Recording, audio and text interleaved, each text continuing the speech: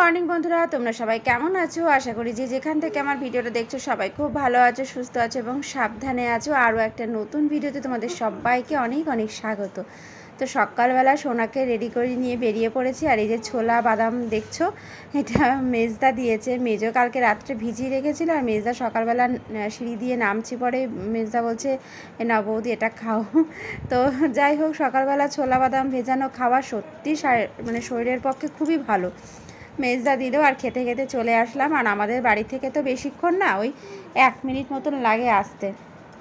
যাই হোক, এই যে সুইমিং পুলের ধারে বসে আছি আর মনে হচ্ছে একটু স্নান করে নিই। এত গরম পড়েছে, জল দেখলেই মনে হয় একটু স্নান করি। যদিও আমাদের ওখানে তো নামতে অ্যালাউ করবে না, যারা শিখছে শুধু তারাই এখানে নামতে পারবে। যাই হোক, আর এত সুন্দর মানে জলটা না দেখলেই মানে গরমকাল তো স্নান করতে ইচ্ছা করে। আর এই যে মেজো এখন দুজনকে টুপি পরিয়ে দিচ্ছে, আর দুজনকে টুপি পরিয়ে দিয়েছে, তারপরে ওরা ব্যায়াম করতে চলে গেছে। কারণ ওদেরকে সুইমিং পুলে নামানোর আগে ব্যায়াম করানো হয়, ওই 5 মিনিট 10 মিনিট মতন ব্যায়াম করানো হয়, তারপরে জলে নামানো হয়। যাই হোক, জলে নেমে গেছে আর সোনা ওই দিকটার পুলে রয়েছে। তো 40 মিনিট দেখতে দেখতেই চলে যায়, বেশিক্ষণ মানে দেখতে দেখতেই কোথা দিয়ে সময় চলে যায়। তো যাই হোক, আজকের মতন ক্লাস এখানেই শেষ হয়ে গেল। আর ওই যে সোনা উঠে আসছে, এখন এখান থেকে একটু স্নান করে শুকনো জামা কাপড় পরে তারপরে হচ্ছে আবার বাড়ি যাব। তো এই যে সব মাথায় হচ্ছে গামছাটা পেঁচিয়ে রেখেছি, কারণ চুল না ভিজেই যায়, যতই হচ্ছে টুপি পরুক না কেন চুল ভিজেই যায়। আর বাড়ি এসছে পরে তারপরে হচ্ছে ওকে একটু ছাতুর শরবত করে দিচ্ছি, ছোলার ছাতু। এটা বাড়ি থেকেই রেখেছিলাম, তো একটুখানি চিনি আর একটু জল দিয়ে ছোলার ছাতুটা হচ্ছে গুলে দিলাম, শরবতটা ওকে এখন দেবো খেতে। আর হচ্ছে এর মধ্যে চিনি না দিলে না ও খেতে চায় না, তাই জন্য একটু চিনি দিই। চিনি না দিয়ে খেলে বেশি উপকার, কিন্তু চিনি ছাড়া ও খেতেই চায় না।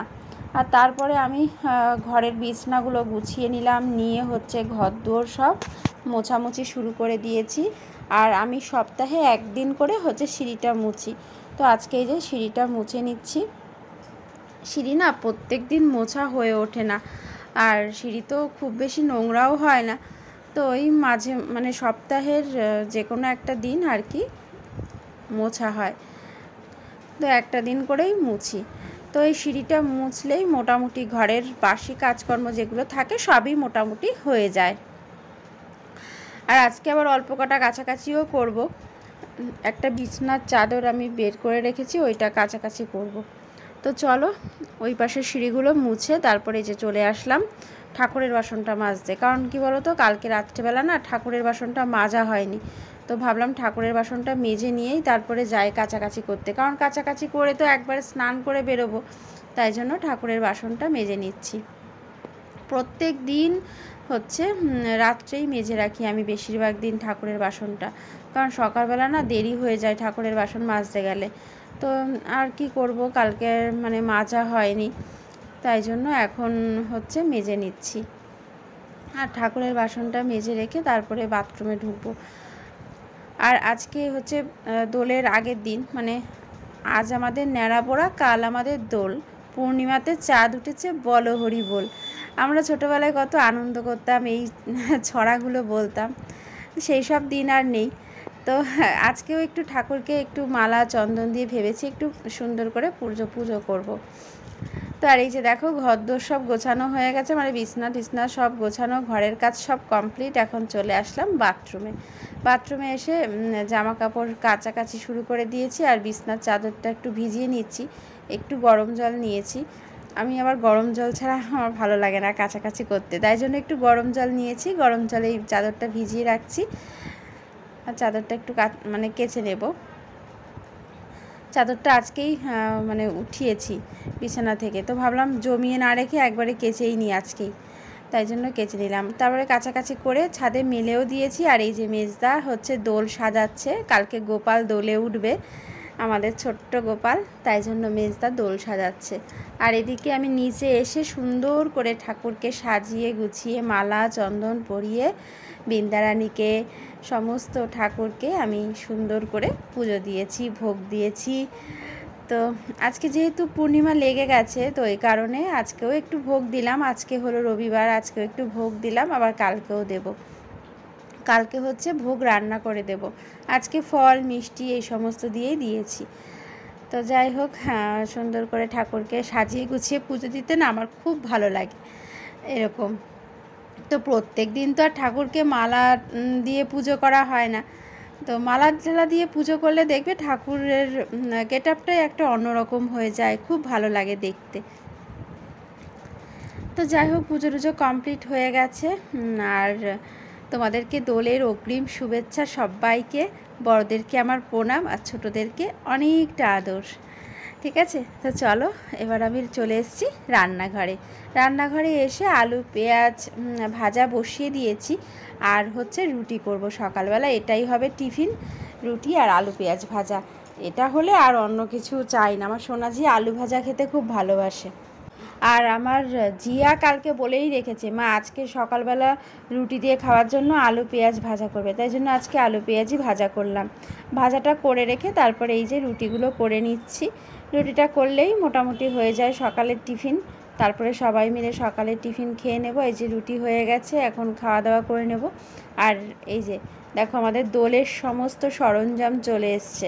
ঠিক আছে, তো যাই হোক, এই যে 3 প্যাকেট বেলুন এনেছে, রং এনেছে, কত রকম আবির এনেছে ঠাকুরের জন্য, পিচকারি এনেছে। তো দোলের সমস্ত সরঞ্জাম চলে এসছে, শুধু এখন খেলার অপেক্ষা। আর এদিকে দেখো, সোনা জিয়া আর পুচকি বাবা মাঝখানে বসে খেলা করছে। আর সোনা জিয়া হচ্ছে, যেহেতু কালকে বসন্ত উৎসব, তো সেই বসন্ত উৎসবের উপরেই ওদের আন্টি যে আঁকাটা আঁকিয়েছে সেটাই আঁকছে বসে বসে দুজনে। তো মোটামুটি মানে যেটুখানি আঁকে ওরা, আমার কাছে বেশ ভালোই লাগে, কারণ ওরা তো বেশি দিন ধরে আঁকা শিখছে না। ওই মানে 1 বছরও হয়নি সোনা আঁকা শিখছে। যাই হোক, ওই 7-8 মাস মতন হয়েছে। তো তার মধ্যে যেটুখানি করে ওরা ভালোই, মানে আমার কাছে ভালো লাগে। যেহেতু মায়ের কাছে তো সন্তানের যে কোনো জিনিস ভালোই লাগে বলো, তাই জন্য আমার কাছে বেশ ভালোই লেগেছে। মোটামুটি খারাপ হয়নি, ভালোই এঁকেছে। তাই এই আঁকাটাই করলো সারা সকাল বসে বসে। আর এই যে পুজোর প্রসাদটা তখন তো খাওয়া হয়নি, এখন রুটি টুটি খেয়ে ভাবছি প্রসাদটা খাই, তো একটু সাজিয়ে নিয়ে একটা শর্ট ভিডিও করেছিলাম। আর তারপরে রান্না করতে চলে এসেছি। আর আজকে মোরলা মাছের চচ্চড়ি হচ্ছে, ডাল হচ্ছে, মাছের ঝোল হবে, এই সবই হবে আর কি।